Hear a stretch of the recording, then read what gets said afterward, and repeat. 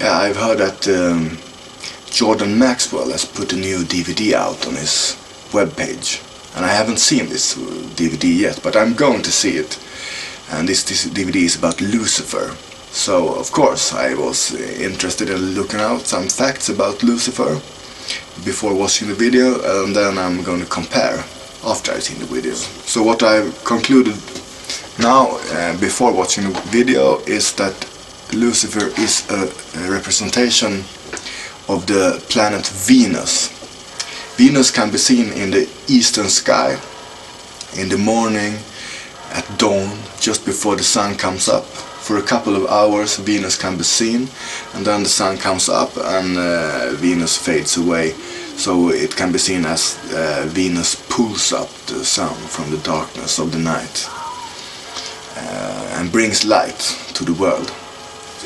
Venus is a light bearer, and that in Latin means Lucifer, light bearer.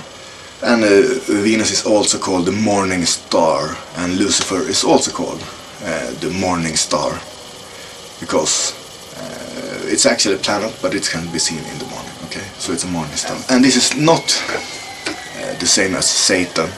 Nowhere in the Bible does it say that Lucifer is Satan. I'm going to read a little bit about this from this book. This guy Eliphas Levi, he was actually a priest, Christian priest, but he was interested in magic. He wrote this book, History of Magic, and this book was also a great inspiration to people like Aleister Crowley and Manly P. Hall. And this priest Levi, he wrote this about Lucifer. God is the most absolute and the purest of love, and the spirit opposed to God, the spirit of revolt and hatred, is Satan. But this spirit is not a personality, and is not to be regarded as a kind of a black god. It is a perversity which is common to all extra-lineal intelligences. My name is Legion, says Satan in the Gospel, for we are many.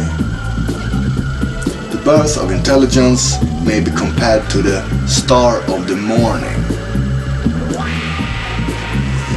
As we remember, Venus was the morning star, the star of the morning, and when the sun comes up, makes the sky very bright, and then you cannot see Venus anymore. So you can only see Venus a couple of hours before the sun comes up, and then it fades away. Okay, so here it says, the star of the morning, and after it has shone for an instant, if it fall of its own accord into the void of darkness. Isaiah says to the king of Babylon, how art thou fallen from heaven, O Lucifer, son of the morning? But does that mean that the celestial Lucifer, the morning star of intelligence, has been changed into a brand of hell? Can the name of light bearer be applied justly to the angel of trespass and of darkness? We think not. Okay, and then he elaborates on this, and in the end he finishes with some reference to the Kabbalists. He says, according to the Kabbalists, the true name of Satan is that of Jehovah, reversed. For Satan is not a black god, but a negation of deity. Okay, so what does that mean? Okay, Satan is not a god. Satan does not have divine powers. Satan is the opposite of a divinity. Satan is the personification of atheism and idolatry, and we might just as well add to that the worshipping of material things, or materialism. Satan is not a deity. Satan does not have divine powers. Satan is atheism and materialism. Okay, so this was interesting.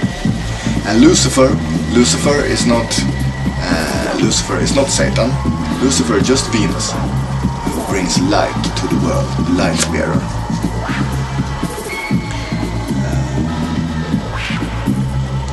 The Kabbalists represented this force which presides over physical generation under the mythological figure of the horned god Pan, and hence come to the goat or the Sabbath, brother of the old serpent, the light bearer of phosphorus, converted by poets into the false Lucifer of legend. Okay, so that was how the book of Isaiah introduced this confusion between Lucifer and Satan. And that's what I found out from this book and from Wikipedia. So then it's gonna be interesting to see what Jordan Maxwell has to say in his DVD.